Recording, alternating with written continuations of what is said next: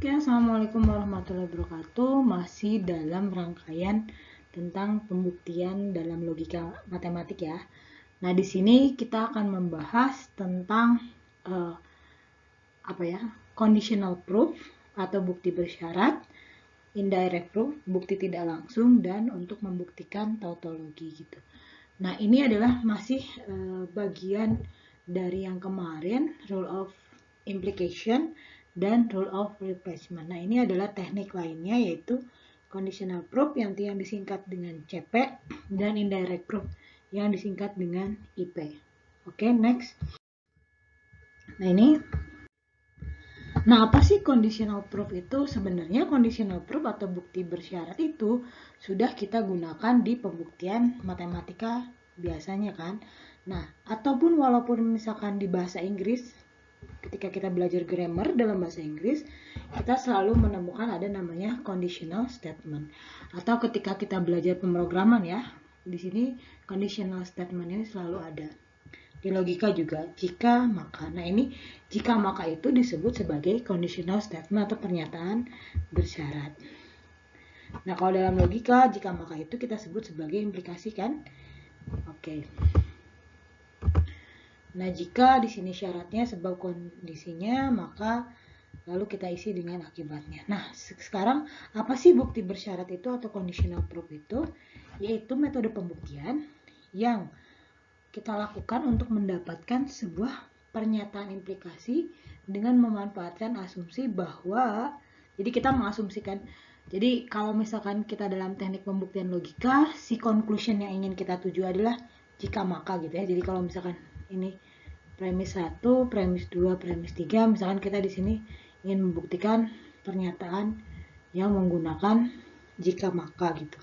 Nah, ini kita bisa menggunakan conditional proof ini dengan mengasumsikan bahwa si syaratnya ini, misalkan di sini saya ingin tulis P dan Q gitu ya, maka R gitu.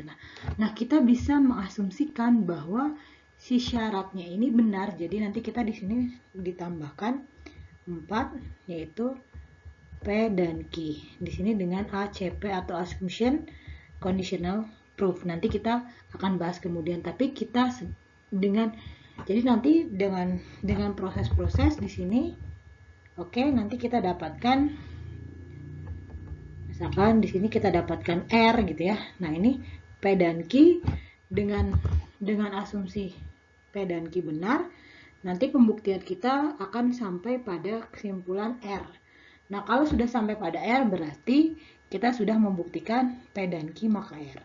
Nah, kok bisa seperti itu sih Bu? Nah, kita lihat ya, kenapa bisa seperti itu. Nah, mengapa conditional proof yang tadi saya jelaskan itu boleh dilakukan? Logikanya kayak gini. Nah, metode ini valid karena gini, kalau misalkan kita ingin membuktikan suatu pernyataan implikasi, P maka Q benar gitu ya. Nah, kalau misalkan kita ingat lagi di tabel kebenaran, si nilai P maka Q ini selalu benar, kecuali dalam kondisi si P-nya benar dan Q-nya salah. Oke? Walaupun P-nya salah, Q-nya benar atau salah, kita tetap selalu benar kan? Oke, mungkin ingat-ingat lagi. P maka Q, kalau di sini benar, salah. Ini benar, salah gitu ya.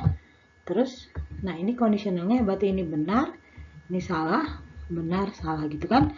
Nah, dia salah jika dan hanya jika kondisinya P-nya benar dan Q-nya salah. Oke? Walaupun P-nya salah, Q-nya apapun itu selalu benar. Oke, ini sorry. Ya. Gitu ya. Benar. Nah, karena dengan alasan seperti ini, dengan alasan bahwa dia itu selalu benar kecuali P-nya benar dan Q-nya salah, maka kita bisa mempersingkat metode untuk membuktikan P maka Q ini dengan kita bisa mengasumsikan bahwa si P-nya ini, nah kita bisa mengasumsikan P-nya benar gitu ya. Kita bisa mengasumsikan P-nya benar. Nah, yang perlu kita buktikan adalah Q-nya benar. karena kita mengabaikan kalau P-nya salah. Jadi ketika kita mengasumsikan P-nya benar sebagai premis, jadi kan asumsikan P benar, ya kita tinggal membuktikan bahwa Q benar gitu kan. Oke, paham nggak? Ketika kita membuktikan P benar, kita tinggal membuktikan Q benar. Kalau ternyata Q salah, berarti P maka Q semuanya salah kan? Kalau ternyata asumsi kita salah, ya nggak masalah. Ketika kita asumsikan P-nya benar, ternyata salah gitu ya. Ternyata P itu ternyata salah, ya nggak masalah. Karena kalau P-nya salah, sudah pasti P maka Q-nya benar gitu. Jadi kita hanya mengambil satu kemungkinan di mana kita ragu-ragu dia P maka Q ini akan bernilai salah gitu ya. Jadi kita tinggal mengasumsikan bahwa P-nya benar sebagai premis. Kita tinggal perlu membuktikan bahwa Q-nya benar. Jadi kita tinggal perlu membuktikan bahwa Q-nya benar, bukan salah. Jadi kita bisa mengabaikan pernyataan P salah. Atau bisa mengabaikan bahwa asumsi yang kita buat adalah salah. Karena kalau asumsi yang kita buat salah, sudah pasti P maka Q-nya benar. Paham ya? Intinya kita mencurigai di sini saja. Oke? Nah, sekarang kita mulai ke assumption for conditional proof. Asumsi untuk bukti bersyarat. Nah, misalkan kita diminta nih untuk membuktikan ini nih, conditional proof di sini atau implikasi A maka E. Oke? Nah, kita membuktikan A maka E. Maka kita bisa dengan cara biasanya, rule of implication, rule of replacement gitu ya. Nah, sekarang kita tambah teknik baru nih, kita bisa mengasumsikan bahwa A benar. Oke, ini kita bisa menggunakan cara sebelumnya dengan rule implication dan rule replacement, tapi teknik baru ini kita membuktikan ACP benar. Nah, oke. Di sini kita asumsikan si A ini benar. Jadi di sini kita tulis sebagai ACP, assumption for conditional proof. Nah, selanjutnya kita tinggal perlu mendapatkan E. Nih, dari mana sih kita dapat E? Dari sini dong ya. Nah, gimana sih kita caranya dapat E dari sini? Oke. Nah, caranya dapat E dari sini, nanti kita akan bahas di slide selanjutnya adalah dengan menggunakan teknik-teknik pada rule of replacement dan rule of implication. Nah, oke. Ini kita sedang mengasumsikan A-nya benar, diperoleh dari kondisi. Nah, sekarang kita hanya perlu sampai kesimpulan E di sini. Oke. Mari kita buktikan E juga benar. Nah, ini yang tadi. Oke. Nah, biar kita tidak bingung, kita menambahkan, ketika kita sudah menambahkan assumption di sini, kita perlu menambahkan garis atau menjorok ke kanan agar kita tidak mencampur-campur si premis-premis atau hasil-hasil pernyataan di sini yang sudah kita dapatkan dengan asumsi ini. Karena nanti ketika kita menggabungkan CP, conditional proof dan dan di luar CP gitu ya, kita tidak boleh mencampur sesuatu yang sudah diasumsikan di sini dengan hal-hal lain di luar ini. Oke, nanti akan dibahas selanjutnya. Nah, kan kita perlu mendapatkan ini ya, mendapatkan E di sini kan, berarti kita akan melalui ini. Nah, untuk melalui ini maka kita harus menyingkirkan B atau D.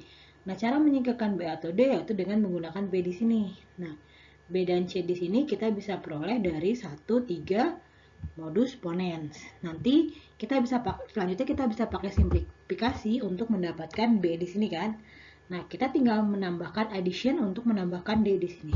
Oke. Nah, dari sini dari 2 dan 6 kita bisa dapat E. Nah, udah kan? Nah, kita sudah dapat dari A dari 3 sampai 7 kita asumsi dari A dan kita sampai pada kesimpulan E. Nah, di yang ke-8 kita simpulkan bahwa proses 37 ini adalah proses conditional proof dari premis A untuk mendapatkan dapatkan akibat E gitu ya. Jadi dari 3 sampai 7 kita bisa simpulkan A maka E benar. 37 conditional proof. Gitu ya. Jadi cara penulisannya 3 sampai 7 conditional proof. gitu. Paham ya? Nah, strategi dalam menggunakan conditional proof ini, selain mengasumsikan bahwa pernyataan kondisi dari kesimpulan boleh, juga kita mengasumsikan pernyataan kondisi dari premis berbentuk implikasi. Ini nih, kalau tadi kan kita fokus bahwa yang ingin kita buktikan adalah kesimpulan A maka E. Nah, ternyata conditional proof ini boleh juga untuk memecah atau untuk mengasumsikan pernyataan di premis, contohnya seperti ini. Nah, kita punya G maka H dan I. Nah, kita dengan assumption conditional proof kita dapatkan G, lalu dengan modus ponens kita dapatkan H dan I, lalu kita dapatkan H dengan simplification. Jadi ketika misalkan kita punya premis pertama G maka H dan I, tapi kita pengen dapat G maka H gitu ya, kita bisa menggunakan ACP. Atau kita ternyata perlu G maka I, ya udah tinggal kita pakai ACP juga kan, tinggal di sini sama G ACP, 2G ACP, 3H dan I, 1 2 MP gitu ya. Nah, di sini kita tinggal pakai komutatif kan, 4 I dan H komutatif, lalu 5 dapat I simplifikasi, lalu di sini kita 6 G maka I 25 CP gitu. Bisa juga seperti itu. Jadi kita membutuhkan apa? Kita sedang membutuhkan G maka I, kita sedang membutuhkan G maka H. Boleh saja kita menggunakan conditional proof. Nah, ini mengapa boleh demikian? Karena pernyataan G maka H dan I artinya dalam kondisi G benar, H dan I selalu benar. Oke, ini artinya seperti itu. Jadi bisa kita pecah jadi G dan G maka H atau G maka I.